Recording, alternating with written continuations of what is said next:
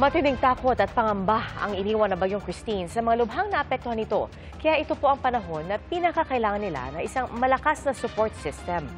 Kaya may mga nagkakasa ng libreng counseling session para sa mga biktima ng bagyo. Saksi, si Nico Wahe.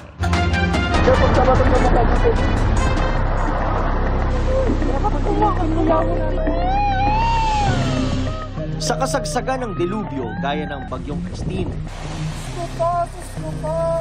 takot talaga ang isa sa nangingibabaw. Muntik po kasi kami maanod kanina. Paghupa ng unos, pangamba naman ang pagbangon ang iisipin. Mahirap po talaga kasi lumaki na po kami, dito na po kami talaga, lagi inabot ng ganito. Ang mga takot na yan, naiipon at lubhang nakaapekto sa mga nakaranas ng kalamidad. Kaya dyan daw nakatutok ang ilang grupo, gaya ng Counseling and Psychological Wellness Center o Copewell Center ng University of Batangas. Isang Batangas sa pinakanapuruhan ng hagupit ng Bagyong Christine. Kaya ang ginagawa ng Copewell, nagsisilbing psychosocial support sa mga naapektuhan ng mga sakuna. 3 bagay raw ang dapat gawin para kahit papaano ay makaramdam ng malasakit ang mga nakaranas ng delubyo. Una ay look. You look around bago mo puntahan yung taong gusto mong tulungan. You assess the situation. Ano ba ang pangangailangan nila? Sunod ay listen. You go there, you listen to their stories, kung ano man ang sasabihin nila, but it doesn't end there, na nakinig ka lang sa kanila, na nagkakwentuhan kayo. Now, you've learned kung ano ba ang mga pangangailangan niya. At ang pinakamahalaga raw, matapos makinig, ay ang link. We link them to somewhere, to people, to agencies, to another specialized help na mas matutulungan sila. You know, when you say psychological first, it's just a short-term, kumbaga on-the-ground intervention.